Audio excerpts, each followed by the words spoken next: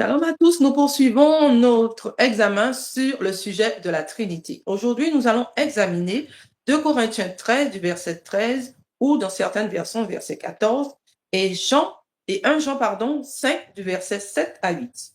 Parce que dans certains commentaires, certaines personnes nous ont interpellés sur ces 2 versets. Shalom mon frère.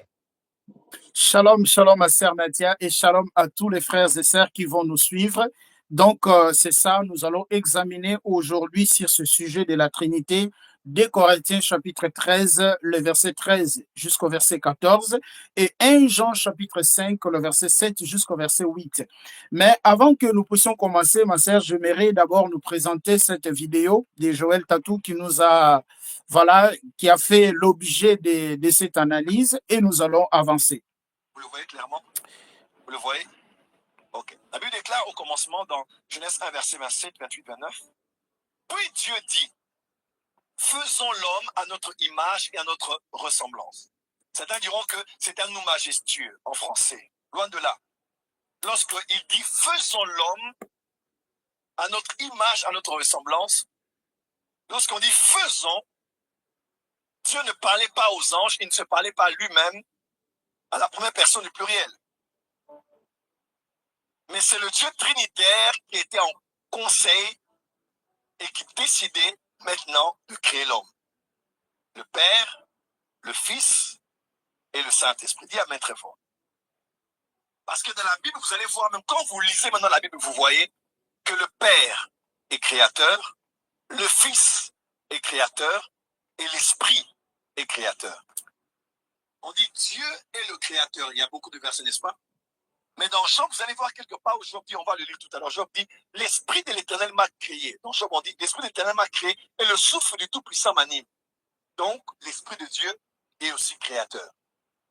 Voilà, ma sœur. Donc, nous allons avancer. Ah, Seigneur, nous allons avancer. Vous savez, c'est important, ma sœur, que nous puissions parler de ça parce que ça touche notre adoration. Voilà. Nous devons connaître celui que nous adorons. Il est qui réellement? Bon, aujourd'hui, comme j'ai dit, nous sommes dans notre 10e partie. Il y a déjà beaucoup de choses qu'on a analysées, examinées ensemble. Mais nous allons prendre 2 Corinthiens chapitre 13, le verset 13 jusqu'au verset 14e. Je vous demanderai de les lire, ma sœur, comme ça nous allons avancer parce que c'est un verset clé aussi pour des gens comme Joël Tatou qui soutiennent à la Trinité. Prenez 2 Corinthiens chapitre 13, le verset 13 jusqu'au verset 14. Bon, dans d'autres versions, c'est le verset 13, dans d'autres versions, c'est le verset 14.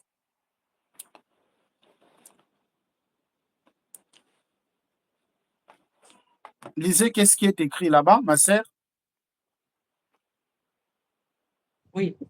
Que la grâce du Seigneur Jésus-Christ, l'amour de Dieu et la communion des saints, avec la communion du Saint-Esprit, soit avec tous, vous tous. Très bien. Dans ce verset de 2 Corinthiens chapitre 13, dans votre version, c'est le verset 13 ou le verset 14? 13. 13, très bien.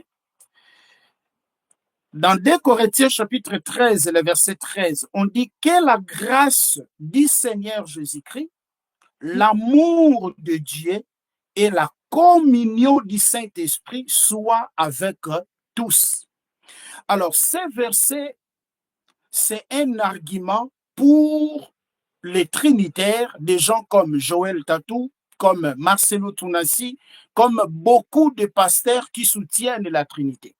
Pourquoi? Parce que dans ces versets, on mentionne les trois. On mentionne Jésus, on mentionne les Dieu, on mentionne le Saint-Esprit. Donc, pour eux, il y en a trois. Donc, Dieu, les Fils et le Saint-Esprit. Donc, il y en a trois personnes en Dieu. Parce que c'est quoi la Trinité? La Trinité, c'est une doctrine qui croit en trois personnes en Dieu, mais cependant, sont distincts en fait. Dieu, le Fils est Dieu, le Père est Dieu, le Saint-Esprit est Dieu. Cependant, le Fils n'est pas le Père n'est pas le Fils, le Saint-Esprit n'est pas non plus le Père. C'est ça la Trinité. Alors, ma sœur, comme dans ces versets, on a mentionné on a mentionné Seigneur Jésus, on a mentionné Dieu, on a mentionné le Saint-Esprit, c'est une preuve pour eux et que ces versets-là soutiennent la Trinité. Mais retournons un peu dans le verset. En réalisant le verset, qu'est-ce qu'on nous dit? Quelle est la grâce du Seigneur Jésus-Christ? On nous parle d'abord de la grâce du Seigneur Jésus. Donc ici, la grâce est associée à qui? À Jésus. Parce qu'on parle que la grâce du Seigneur Jésus-Christ. La grâce est associée à Jésus. OK? Et l'amour de Dieu, l'amour est associé à Dieu. Et la communion du Saint-Esprit, la communion est associée à Dieu. Mais ici, dans le verset ne mentionne pas trois personnes en Dieu. Est-ce que vous voyez là? Mais le verset mentionne justement une bénédiction, mais pas une nature. Parce qu'on parle que la grâce du Seigneur Jésus-Christ et l'amour de Dieu et la communion du Saint-Esprit. Donc, le fait de mentionner Jésus, le fait de mentionner Dieu, le fait de mentionner Saint-Esprit dans le même verset, cela n'est pas une preuve. Cela n'est pas une preuve de la Trinité. Pourquoi? Parce que vous verrez plusieurs versets dans la Bible qui mentionnent aussi Dieu, qui mentionnent les hommes, qui mentionnent aussi les anges. Maintenant, qu'est-ce que vous allez dire? Comme on a mentionné les hommes, comme on a mentionné les anges, comme on a mentionné Dieu, donc les trois forment un. Est-ce que vous voyez ça, ma sœur? Déjà, avant que je puisse faire d'autres démonstrations, prends d'abord 1 Timothée chapitre 5, le verset 21. 1 Timothée chapitre 5, le verset 21. Ce ne sont pas des sujets à négliger. Ce sont des sujets à examiner.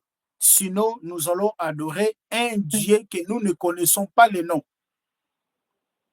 Timothée 5, 1 Timothée chapitre 5, le verset 21. Lisez ça.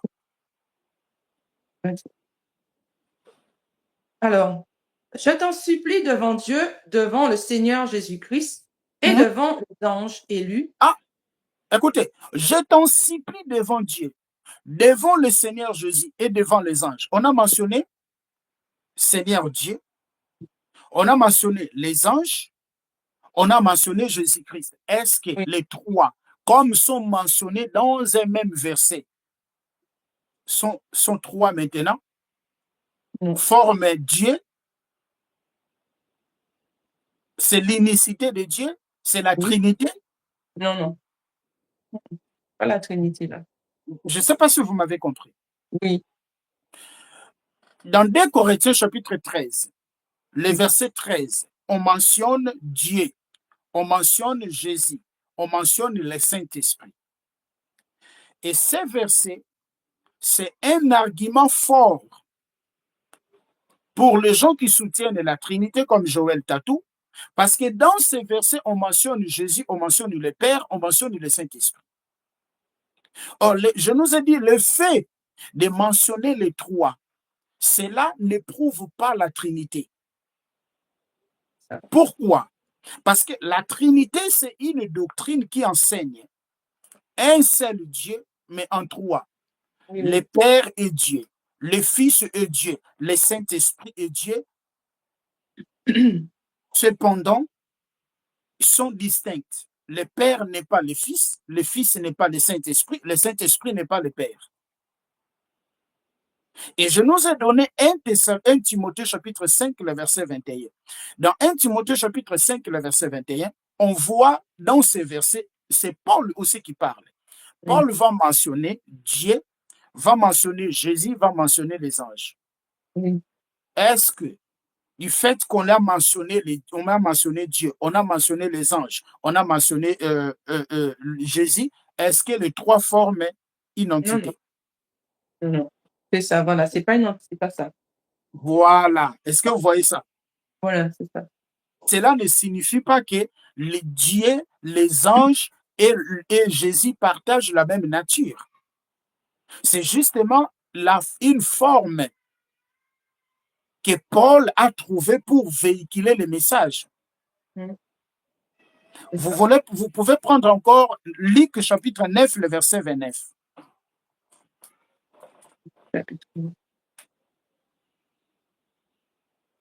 Luc chapitre 9, le verset 29.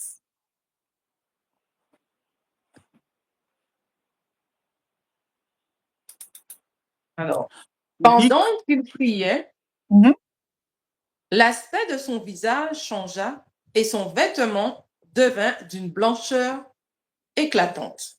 Mhm. Le verset Continue. 26. Luc chapitre 9, le verset 26. Ainsi. Alors, en effet, celui qui aura honte de moi et de mes paroles, le Fils de l'homme aura honte de lui quand il viendra dans sa gloire et dans celle du Père et de ses saints anges. Très bien. On mentionne les anges, on mentionne les pères, on mentionne les fils. Est-ce que on va dire quoi maintenant? On va parler quoi? On va dire que Jésus, le Père et les anges sont un? Non, impossible ça. Parce C'est que la impossible. Trinité, c'est une doctrine qui enseigne trois personnes en Dieu, cependant, sont un. Trois personnes distinctes en Dieu qui forment un, en fait. Alors, je ne sais pas si je me fais comprendre, ma sœur. C'est ça. Alors, du fait que 2 Corinthiens chapitre 13, le verset 13, mentionne Jésus, mentionne Dieu, mentionne le Saint-Esprit, cela ne prouve pas, cela ce n'est pas une preuve de la Trinité. Parce qu'il y a des versets dans la Bible qui mentionnent le Père, qui mentionnent Jésus et qui mentionnent les anges. Et ces versets-là qui mentionnent Jésus, qui mentionnent Dieu, qui mentionnent les anges, ce n'est pas une preuve de l'unicité de trois personnes en Dieu ou de trois personnes en Dieu. Je ne sais pas si vous me comprenez, ma sœur. Oui, Matthieu chapitre 18, c'est le verset 10. oui. Matthieu chapitre 18, c'est le verset 10. C'est- Faites Matthieu bien chapitre 18, c'est attention, le verset 10. Oui. Mhm. oui. Faites bien attention de ne pas mépriser un seul de ces petits, Mhm. car je vous dis que leurs anges dans le ciel, sont continuellement en présence de mon Père céleste. Très bien. Donc, vous voyez qu'on continue de mentionner. En fait, il y en a plusieurs versets que je peux vous donner pour vous démontrer qu'il y a des versets dans la Bible où on mentionne Dieu, on mentionne les hommes, on mentionne les anges. Et ces Donc, voilà. versets-là n'est pas une preuve aussi de la Trinité parce qu'il y a trois. On a cité Dieu, on a cité Jésus, on a cité les hommes ou on a cité les anges. C'est pareil avec 2 Corinthiens chapitre 13, le verset 13. Oui, c'est ça. Trois antillages. Vous voyez ça? Oui. C'est pareil. Oui. En fait, pour les trinitaires, ma sœur, partout où tous les versets où on cite Dieu, on cite les anges, pardon, tous les versets où on cite Dieu, on cite le Saint-Esprit, on cite Jésus-Christ, pour eux, c'est une preuve de la Trinité. Oui, c'est ça. Pour C'est eux, ça. ça suffit la Trinité. Pourquoi? Parce qu'il y a trois qui sont mentionnés. Mais que diront maintenant des versets où il y a aussi les anges, où il y a les hommes? Voilà, c'est ça. Ils forment aussi l'unicité, en fait. C'est aussi l'unité. Non, c'est pas ça. Donc, vous pouvez prendre aussi Hébreux chapitre 12, le verset 24, 22 jusqu'au verset 24. Hébreux chapitre. Et 22. Lisez ça. 2 Corinthiens, non, Hébreux chapitre 12, le verset 22 jusqu'au verset 24. Alors, au contraire, vous vous êtes approchés du mont Sion, de la cité de Dieu, vivant à la Jérusalem céleste et ses dizaines de milliers d'anges. Très bien. Verset 23. En fait, de Shalom, l'assemblée. shalom à tous. Shalom, shalom, frère Fabrice, et shalom à tous les frères et sœurs qui nous suivent. Que la paix, la grâce de notre Seigneur Jésus-Christ vous soit multipliée. Allez-y, ma sœur, lisez ça.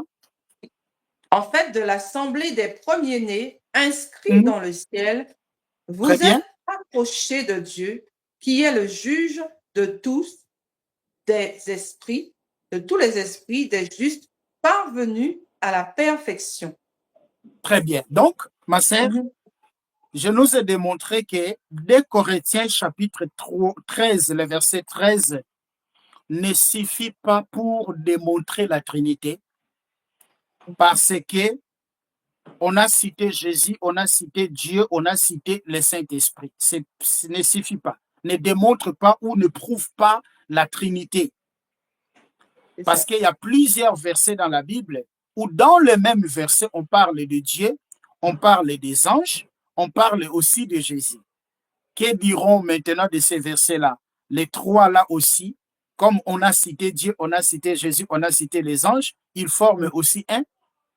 C'est ça, ils vont dire pour eux. Alors, ma sœur, en Ils vont réalité, dire, vous verrez qu'en réalité, Dieu n'est pas différent du Saint-Esprit. ça.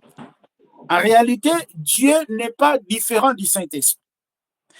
Vous pouvez me prendre Actes chapitre 5, le verset 3 jusqu'au verset 4. Et après, on prendra le verset 9. 5, 3, Mhm. 3, verset 3.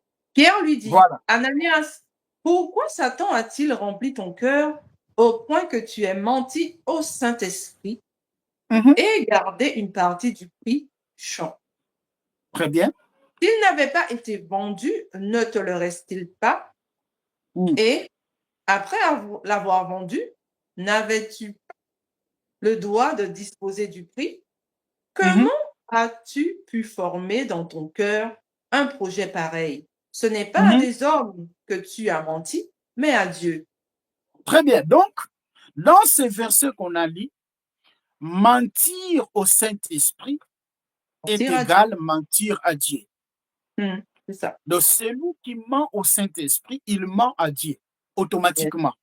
C'est ça que Pierre nous démontre. Donc, il n'y a pas une distinction entre Dieu et le Saint-Esprit. Voilà, c'est Il n'y a ça. pas une distinction, il n'y a pas une différence. Donc, Dieu, c'est qui? Dieu, c'est l'Esprit. Dieu, ce n'est pas un papa qui a des barbes au ciel, mais c'est un Esprit saint. C'est pour cela que vous verrez que Pierre, ici, va démontrer que Dieu, c'est lui-même le Saint-Esprit. Exact. Descendons maintenant, prends le verset 9. Alors Pierre lui dit, comment Mhm. avez-vous pu vous mettre d'accord pour provoquer l'Esprit du Seigneur? Ah, comment vous vous êtes mis en accord pour provoquer l'Esprit du Seigneur? Quel Seigneur? C'est le seul qui a parlé, qui l'a dit.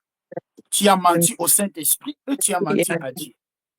Oui. Donc, dans 2 Corinthiens chapitre 13, le verset 13, Paul a mentionné que la grâce du Seigneur Jésus-Christ et l'amour de Dieu et la communion du Saint-Esprit soient en vous. Cela n'est pas une preuve de la Trinité. Parce que déjà, Dieu n'est pas distinct du Saint-Esprit. Est-ce que vous voyez ça? Dieu n'est pas distinct du Saint-Esprit. C'est justement, vous savez, la Bible est remplie de métaphores, ma sœur. C'est justement un langage. C'est justement une métaphore, je dirais bien.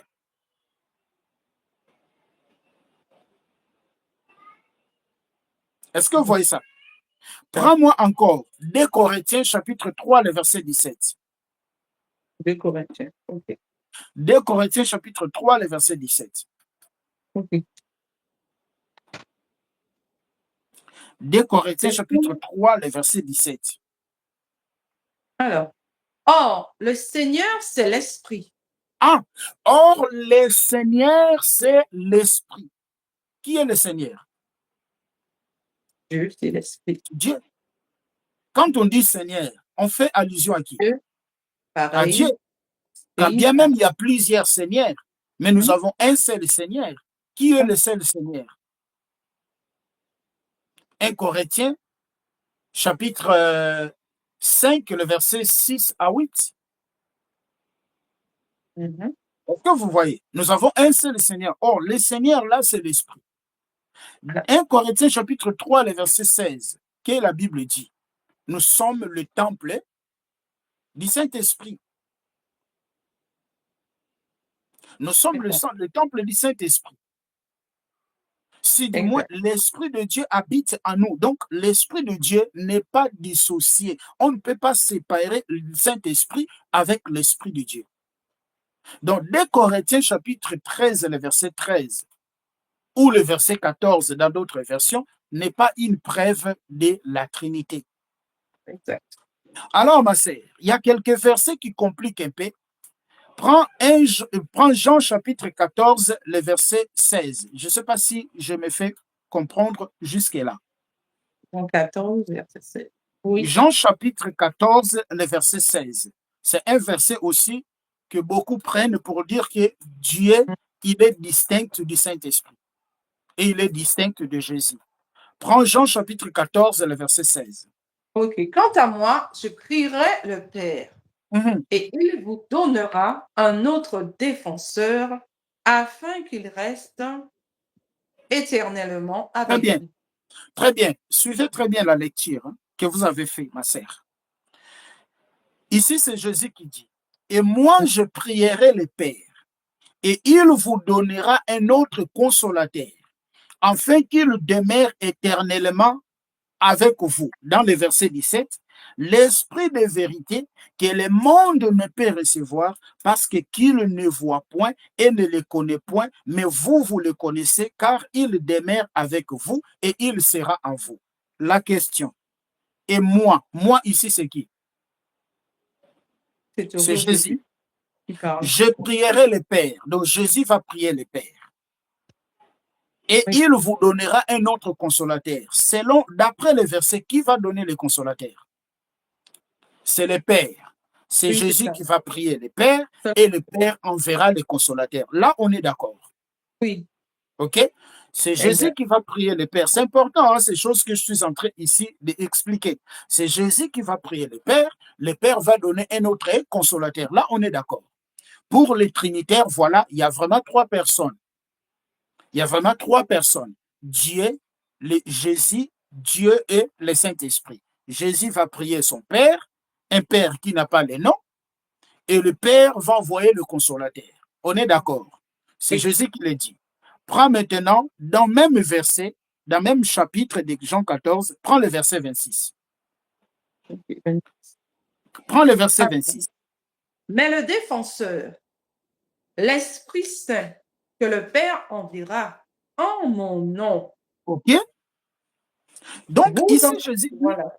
Mais le consolateur, l'Esprit Saint, que le Père enverra en mon nom. Donc, on continue d'affirmer que c'est le Père qui enverra le Saint-Esprit.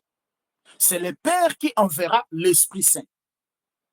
Jésus va prier le Père va envoyer le Saint-Esprit. C'est là où les gens disent que Jésus, il est différent du Père. Jésus, il est différent du Saint-Esprit. Jésus, il est différent du Père. Le Père, il est différent du Saint-Esprit. Pourquoi? Parce que Jésus va prier le Père et le Père va envoyer le Saint-Esprit.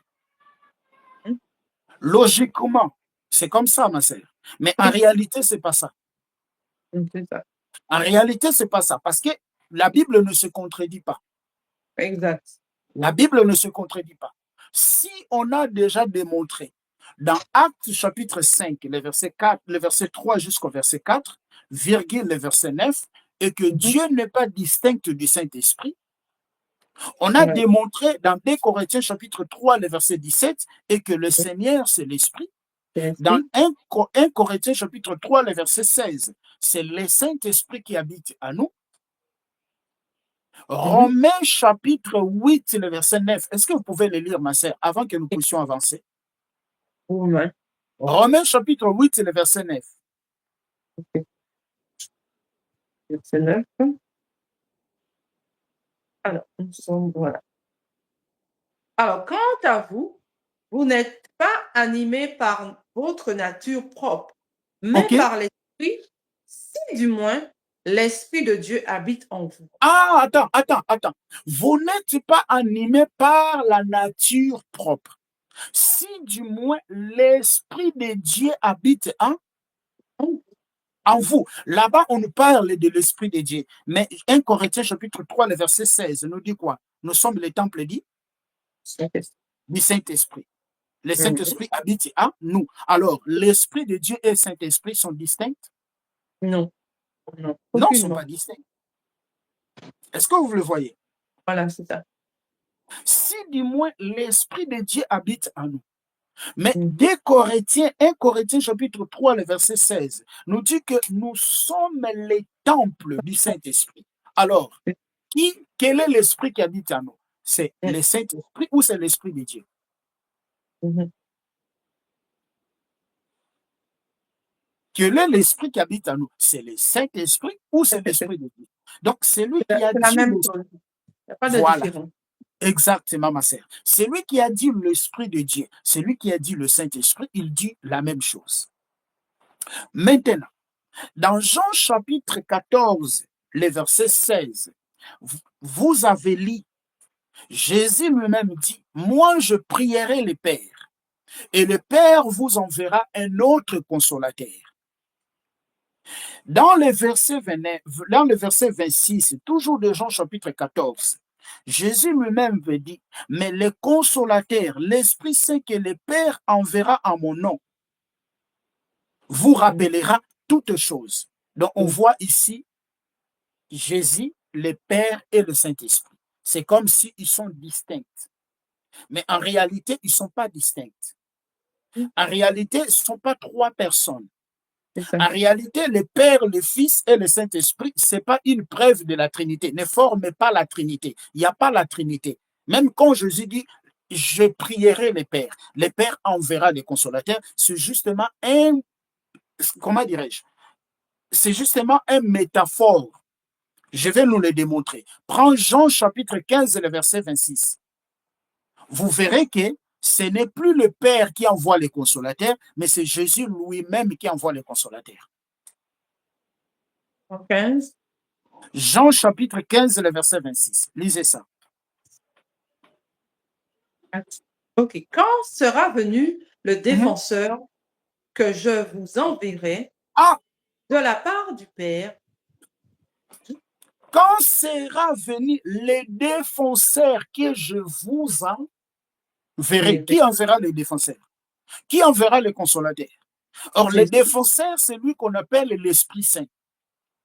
Mais dans Jean chapitre 14, le verset 16, le verset 26, qui va envoyer le consolateur? C'est le Père. Est-ce que vous le voyez? C'est le Père qui va envoyer le consolateur. Mais quand on arrive dans Jean chapitre 15, le verset 26, qui envoie le consolateur? C'est Jésus. C'est Jésus qui envoie le consolateur. Je vous enverrai. Je vous enverrai. Bon, qui est Jésus pour qu'il puisse envoyer le consolateur?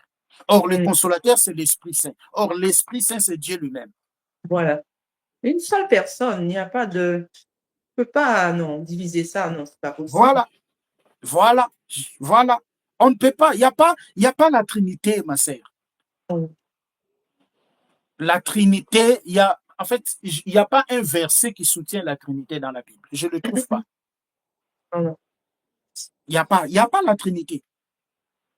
Il n'y en a pas la Trinité. Exact.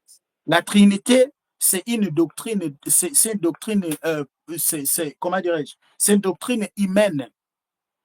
La Trinité n'est pas biblique. On cherche justement de coller. Là, on parle du Père, là, on parle du Fils, là, on parle du Saint-Esprit. On colle, alors il y a trois personnes en Dieu. Non.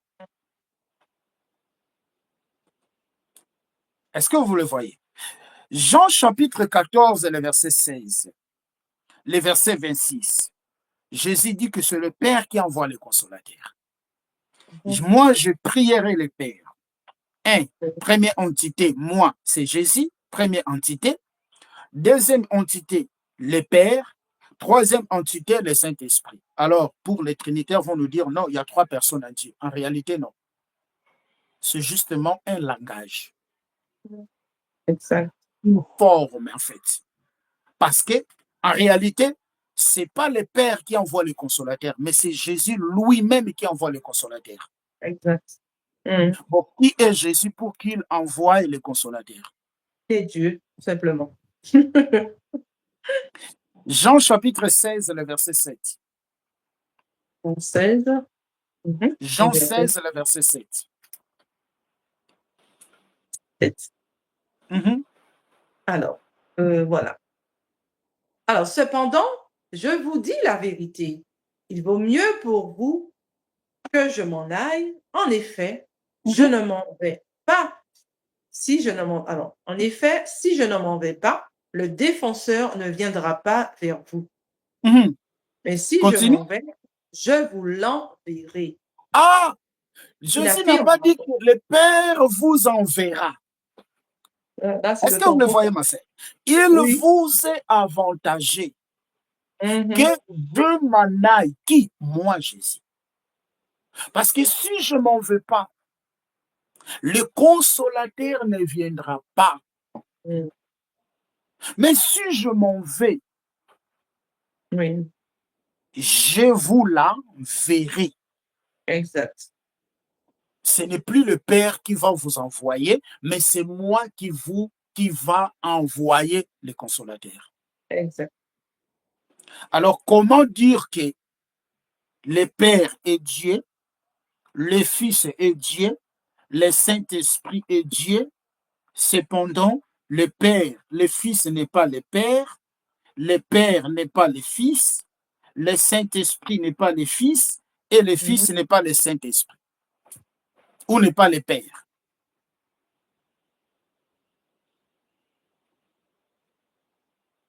Est-ce que vous le voyez? Je vous l'enverrai. Qui envoie? C'est lui, Jésus, qui envoie. Exactement. En fait, ma sœur, la Trinité dise, Dieu est un, à son essence, il est un. Cependant, ils sont trois personnes, mais qui sont distinctes, le Père, le Fils et le Saint-Esprit. C'est ça qui nous enseigne la Trinité. Mhm. Donc, ces versets de 2 Corinthiens chapitre 2 Corinthiens chapitre 2 Corinthiens chapitre 13 et le verset 13, c'est pas une preuve de la Trinité. C'est pas parce qu'on a mentionné le Père, le Fils, Le euh, Saint-Esprit. le Saint-Esprit dans un seul verset soit une preuve de la Trinité. Non, Voilà. c'est pas une preuve de la Trinité. Parce que Voilà. vous verrez même que les disciples de Jésus vont dire que notre communion aussi avec le Fils. Je crois que c'est dans 2 Pierre chapitre... non, c'est 1 Jean. 1 Jean chapitre 3. 1 Jean chapitre 3. 1 Jean chapitre 3. Les versets premiers. Les versets premiers même jusqu'au verset 10e. Lisez ça d'abord. Alors, 1 Jean 3, ok, Mhm, verset. Voyez mhm, quel amour le Père nous a témoigné pour que nous soyons appelés enfants de Dieu. mhm, Et nous le sommes. Si le monde ne vous connaît pas, c'est qu'il ne l'a pas connu. Il n'a pas connu lui. mhm, Bien-aimés, nous sommes maintenant enfants de Dieu et ce que nous serons un jour n'a pas encore été révélé.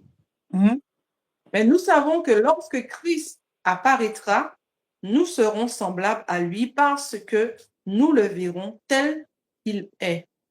mhm. Je continue. Continue, continue. Personne qui possède cette espérance en lui se purifie comme lui-même est pur.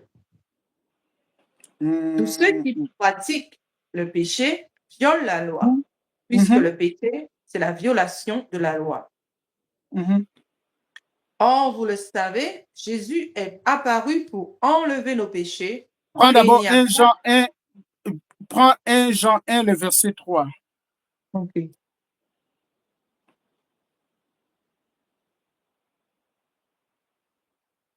C'est toi. Ce Oui, que oui. nous avons vu et entendu, nous vous l'annonçons à vous aussi, afin que vous aussi, vous soyez en communion avec nous. Mhm, Or, c'est avec le Père et avec son Fils Jésus-Christ que nous sommes en communion. Très bien. Vous verrez qu'ici, on va mentionner la communion avec le Père et son Fils Jésus-Christ. En fait, ce qui complique beaucoup de nos frères, beaucoup de nos sœurs, c'est quand on appelle Jésus le Fils de Dieu. C'est ça. C'est ça qui complique en fait. Or, l'expression Fils de Dieu nous renvoie justement à la manifestation C'est ça. de Dieu pour racheter l'être humain, à l'humanité de Dieu en fait. Parce que vous verrez que Jésus, il n'est pas seulement appelé Fils de Dieu, mais Jésus, il est appelé aussi Fils de l'homme, Fils d'Abraham, Fils de David, Fils d'Adam, je pense, non, Fils de l'homme, Fils de Dieu, Fils d'Abraham, Fils de David, premier-né, Fils unique. Toutes ces expressions-là nous renvoient à une réalité. C'est ça. Est-ce que vous le voyez? C'est ça. C'est ça. Maintenant, nous allons examiner 1 Jean chapitre 5, le verset 8. Ça, c'est le deuxième verset qui nous ont été donnés. Je ne sais pas si vous avez des questions par rapport à ce qu'on vient de parler. Non. 7 à 8. OK. Ok. Prends maintenant 7 à 1 8. Jean chapitre 5, le verset 7 jusqu'au verset 8e. On va voir si là-bas aussi, il y a la Trinité. Ok. Ainsi, ils sont trois à rendre témoignage. L'esprit, l'eau et le sang. Très bien. Et les trois sont d'accord. Très bien. Ils sont trois à rendre témoignage. On parle l'esprit, l'eau et le sang. Les trois sont d'accord. Ma sœur, pour celui qui soutient la Trinité, ça, c'est un verset fort aussi.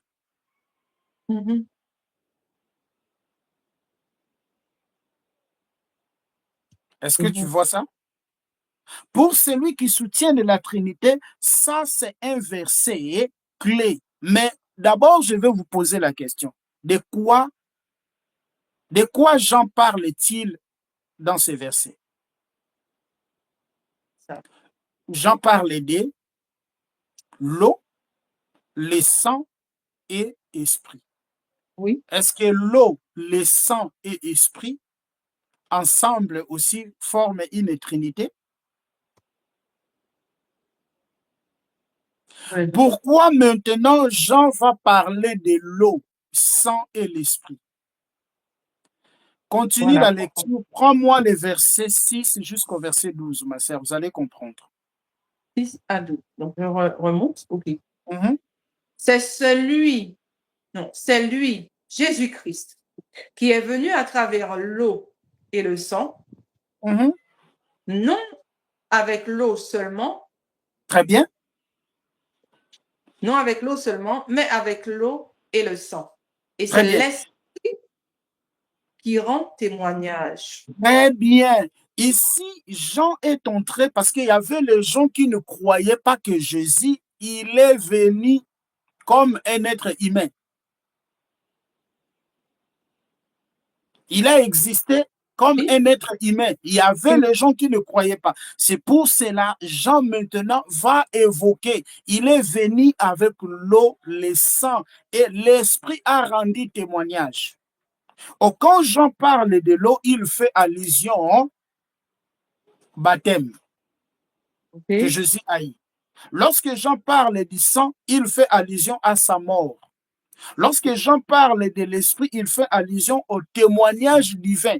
Parce que quand il était en train d'être baptisé dans l'eau, on a déjà parlé, il y a l'esprit, la Bible dit l'esprit de Dieu est descendu. Et il y a une voix qui se fit entendre, celui-ci est mon fils. On a déjà expliqué ça. On a déjà expliqué ça. Le jour du baptême de Jésus-Christ, on a expliqué, on a démontré que ce n'est pas une preuve non plus de la Trinité. Exactement. Donc, quand Jean évoque l'esprit l'eau et le sang, c'est justement pour démontrer aux gens qui ne croyaient pas que Jésus est venu comme être humain, pour leur démontrer que c'est lui-là que vous ne croyez pas.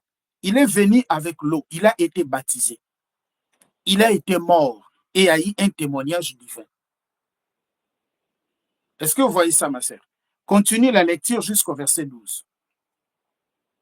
Alors, alors, et c'est l'Esprit qui rend témoignage parce que l'Esprit est la vérité. Verset 7. Ainsi, ils sont trois à rendre témoignage. L'Esprit, l'eau et le sang, et les trois sont d'accord. Très bien. Est-ce que l'Esprit, ce sont l'eau, ce sont des l'eau et le sang, ce sont des personnes? Non. Non, ce ne sont pas des personnes. Non. Ce ne sont pas des personnes. Ce ne sont pas des personnes. Bon, comment maintenant on va prouver la Trinité dans ces versets? Est-ce que vous le voyez? Comment on va prouver la Trinité dans ces versets? Il n'y a pas la Trinité dans ces versets-là. Il n'y a pas la Trinité parce que là-bas, il parle de l'eau, il parle du sang, il parle de l'esprit. L'eau nous renvoie à baptême, le sang nous renvoie à la mort, et il y a le témoignage divin qui a témoigné. C'est ça. Voilà. Mais on ne parle pas de trois personnes.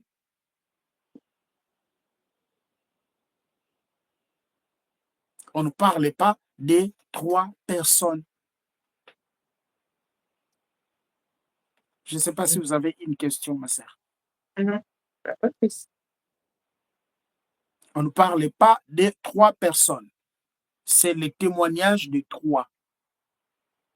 L'eau, qui est le baptême, comment dirais-je? L'eau qui est le baptême, le sang qui est la mort, et il y a eu le témoignage de l'esprit. Prends ça dans, je pense que c'est dans Matthieu chapitre 3, les versets 16 à 17. Je ne sais pas si vous pouvez les lire. Matthieu 3.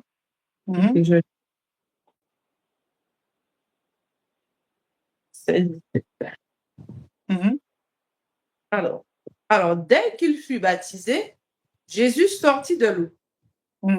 Alors le ciel s'ouvrit pour lui et il vit l'Esprit de Dieu descendre comme une colombe et venir sur lui. Au même instant, une voix fit entendre du ciel ces paroles. Celui-ci est mon fils bien-aimé qui a toute mon approbation. Très bien. C'est là où il y a eu le témoignage. Mais c'était l'Esprit de Dieu qui est descendu. Voilà. Or, l'Esprit de Dieu, c'est le Saint-Esprit. Pour faire quoi? Pour rendre témoignage. Exactement. Mais Jean, dans Jean chapitre 5, 1 Jean chapitre 5, les versets 7 jusqu'au verset 8, il ne parlait pas de trois personnes. Ce ne sont pas des personnes, mais il parle de l'eau, il parle du sang et il parle de l'esprit qui est le témoignage.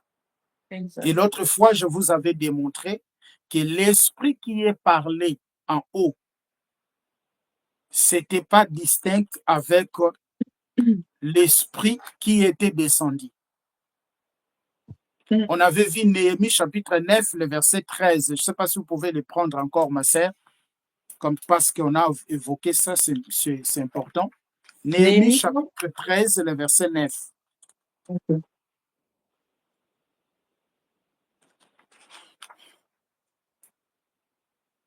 Puis j'ai ordonné qu'on purifie Non, les Néhémie sables. 9, le verset 13, excusez-moi. Ok.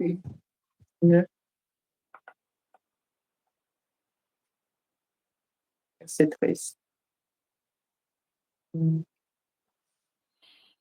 Alors, tu es descendu sur le mont Sinaï, tu leur as parlé du haut du ciel et tu leur as donné des règles justes, des lois conformes à la vérité, des prescriptions et des commandements excellents. Très bien. Donc, tu es descendu du Sinaï. Qui est descendu du Sinaï? C'est Dieu qui est descendu du Sinaï. Mais quand tu le descends au Sinaï, il était dans une nuée. Oui. Donc, celui qui est descendu et celui qui est parlé ne sont pas des entités distinctes. C'est ça. Il est descendu et il a donné les instructions. Il est descendu et il a donné les instructions. Tu descendu sur la montagne de Sinaï et tu leur parlas du haut de ciel et tu leur donnes des ordonnances justes, des lois, des vérités, des préceptes et des commandements excellents.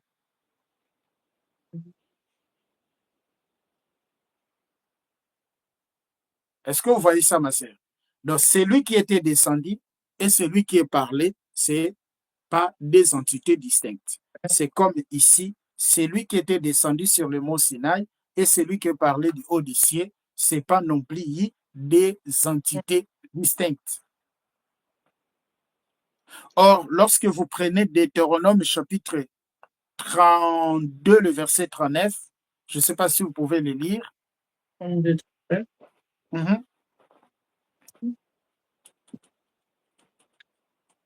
Alors, voyez donc que c'est moi qui suis Dieu Mhm. et qu'il n'y a pas d'autre Dieu que moi. C'est Mhm. moi qui fais vivre et mourir, qui blesse et guérit, et Très bien, personne ne peut délivrer de ma main. très bien. C'est moi qui suis Dieu. Or, moi, il n'y a pas un autre Dieu, n'est-ce pas? Ouais. C'est lui qui fait vivre et c'est lui qui fait. Vous avez pris Deutéronome 32, le verset 39? Oui, c'est ça. Ok. Prends maintenant Deutéronome 4, le verset 39.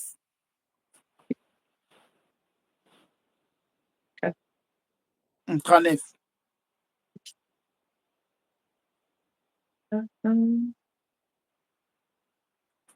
Voilà.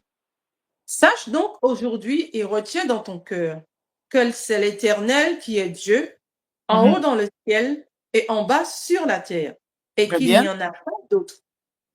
Ok. L'Éternel est Dieu en haut, l'Éternel est Dieu en bas et il n'y a point d'autre. Donc, c'est pour démontrer que celui qui est parlé en haut et celui qui était descendu, ce n'est pas des entités distinctes. Est-ce que vous le voyez? C'est la même personne. Donc, aujourd'hui, ma sœur, c'était justement pour démontrer et répondre à la question qui nous ont été posées par rapport à ces deux versets, les 2 Corinthiens chapitre 13, le verset 13, et 1 Jean chapitre 5, le verset 7 jusqu'au verset 8, pour nos frères que c'est une preuve de la Trinité. Or, en réalité, ce n'est pas une preuve de la Trinité. Voilà. Il n'y a pas de Voilà. Trinité là. Donc, il n'y a pas de Trinité. Il Exact. n'y a pas la Trinité là-dedans. Donc, aujourd'hui, nous clôturons sur ce sujet de la Trinité. Et la semaine qui va commencer déjà là, nous allons commencer maintenant de parler, nous allons revenir sur la divinité de Jésus.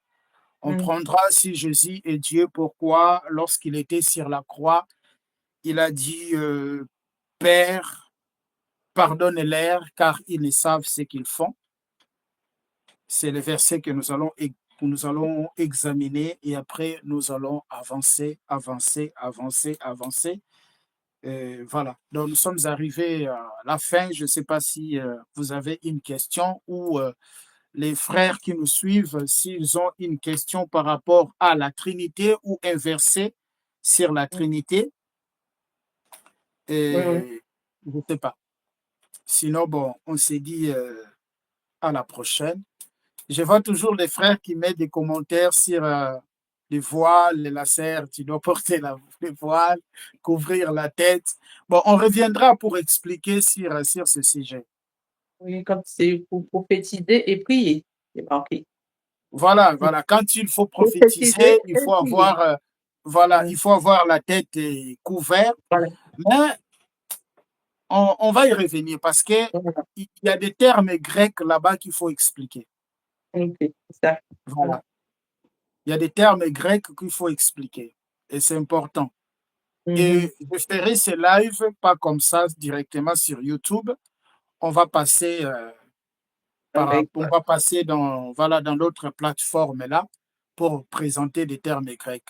Mais quand même, c'est important de... Bon, voilà. Parce que c'est...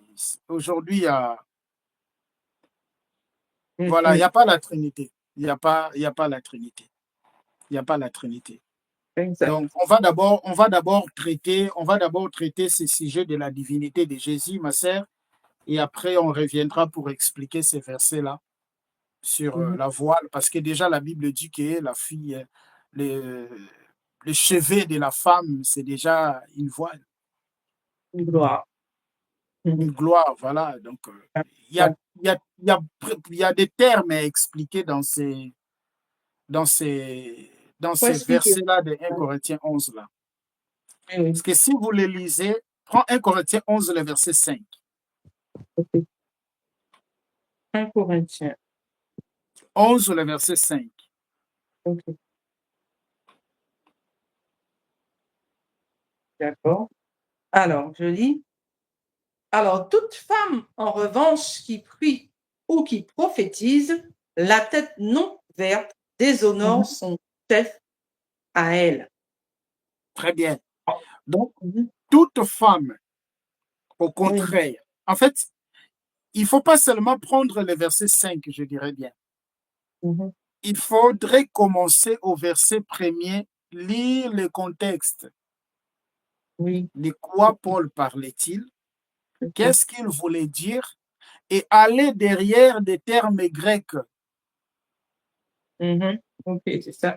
Parce que, pourquoi j'ai dit ça? Je peux commencer au verset premier, ma sœur. Soyez mes imitateurs, comme je le suis moi-même de Christ. Je vous Soyez mes imitateurs comme moi je me suis même de Christ.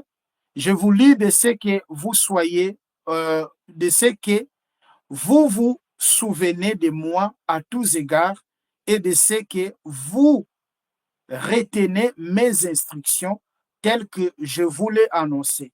Je veux cependant que vous sachiez que Christ est le chef de tout homme. Mhm. Dieu est le chef de Christ. On viendra aussi parler de ces versets-là. Tout homme qui prie ou qui prophétise la tête couverte déshonore son chef. Il commence de l'homme. Il va parler maintenant. Toute femme, au contraire, qui prie et qui prophétise la tête non voilée déshonore son chef. C'est comme si elle était rasée. Je ne veux pas parler de ce sujet, mais on va lire quand même. Car si une femme n'est pas voilée, qu'elle se coupe aussi les cheveux. Or, si il est honteux pour une femme d'avoir les cheveux coupés et d'être rasée, qu'elle se voile. Je ne sais pas si vous avez compris quelque chose.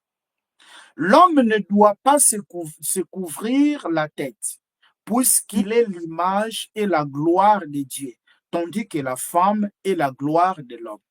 En effet, l'homme n'a pas été tiré de la femme, mais la femme a été tirée de l'homme. Et l'homme n'a pas été créé à cause de la femme, mais la femme a été créée à cause de l'homme. C'est pourquoi la femme, à cause des anges, doivent avoir sur la tête une marque de l'autorité dont elle dépend. Toutefois, dans le Seigneur, la femme n'est point sans l'homme, ni l'homme sans la femme, car les mêmes que la femme a été tirée de l'homme, de même l'homme existe par la femme et tout vient de Dieu. Jugez-en vous-même, est-il convenable qu'une femme prie Dieu sans être voilée? La nature elle-même ne vous enseigne-t-elle pas que c'est une honte pour l'homme de porter de longs cheveux, mais que c'est une gloire pour la femme d'en porter. C'est pour cela que je vous ai dit, il y a des points ici que lorsque nous lisons ces versets-là, nous ne prêtons pas attention. Je fais seulement la lecture, mais on reviendra, ma sœur.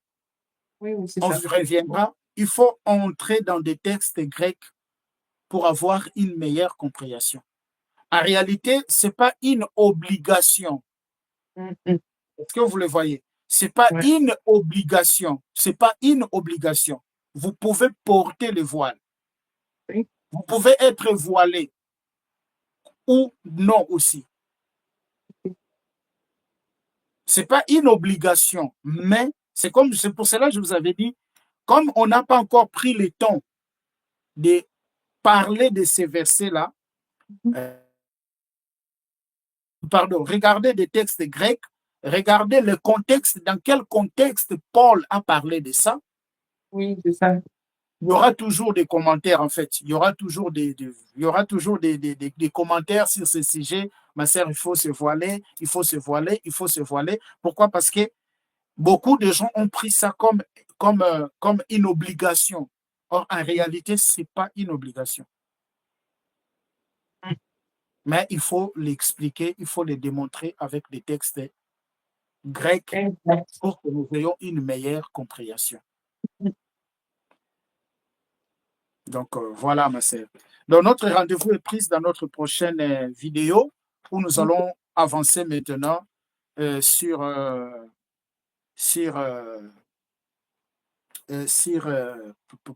comment dirais-je, sur la divinité de Jésus.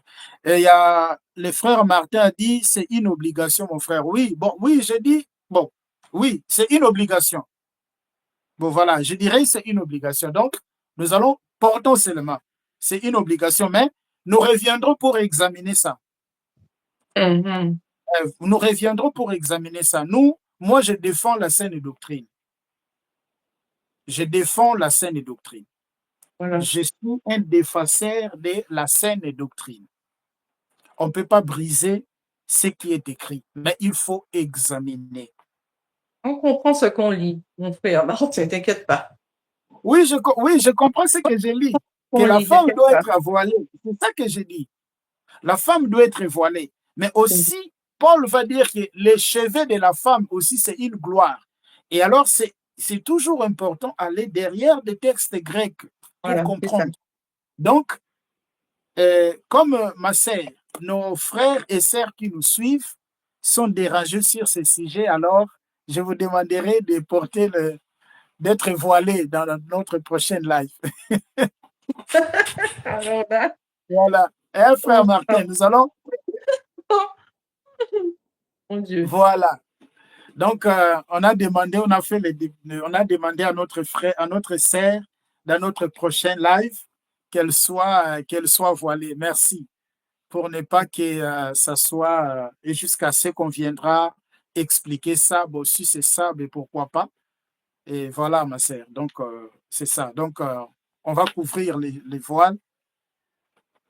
La femme voilée et perd de leurs cheveux. Il y a aussi quelqu'un qui a dit les femmes voilées perdent de leurs cheveux. Bon, on va faire ça, ma sœur, pour éviter. Exactement, Dieu ne change pas. Voilà. Nous tous, nous sommes derrière de la vérité. Ce qui est écrit, on ne peut pas mettre à côté ce qui est écrit et ajouter notre compréhension, nos opinions, non. Et les cheveux peuvent remplacer le voile. C'est ça que bon. C'est pour cela que je dis, je ne vais pas vraiment commenter. C'est pour cela que je ne vais pas vraiment commenter sur ce sujet, mais comme on ne l'a pas encore parlé, bon, pour ne pas, voilà, pour éviter les commentaires, donc frère, la sœur va porter le voile dans nos prochains lives. Donc, nous sommes arrivés à la fin, ma sœur. Merci une fois de plus pour les frères et sœurs qui nous ont suivis jusque-là. Que le Seigneur Jésus-Christ vous bénisse. Et notre rendez-vous est pris dans notre prochain live où nous allons revenir sur la divinité de Jésus. Exact. Je ne sais pas, ma sœur, si vous avez un mot. Sinon, on se dit à la prochaine. Voilà, pour se dire à la prochaine. OK. Merci à tous. Soyez abondamment bénis. Merci.